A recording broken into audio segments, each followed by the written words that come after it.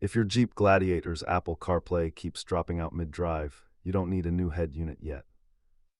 Statistically, over 85% of CarPlay failures in the Gladiator are caused by worn-out or third-party cables. Let's walk through the diagnostic process to find the exact root of your connection drops. Start by clearing the handshake between your phone and Uconnect to ensure a fresh software start. Check for physical damage on your cable and ensure the dashboard itself isn't wiggling when plugged in. Sometimes an iOS update flips a security setting that prevents CarPlay from running while the phone is locked. If your port is the problem, switching to a wireless adapter can bypass the physical connection entirely. As you can see, a high-quality cable solves the majority of these Gladiator connection issues. If the phone is fine, perform a soft reset of the Uconnect system by holding the radio knobs.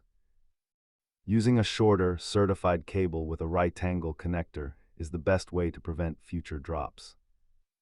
Always try a second phone before heading to the dealer for an expensive radio replacement. Follow these steps and you'll have a stable navigation screen for your next off-road adventure.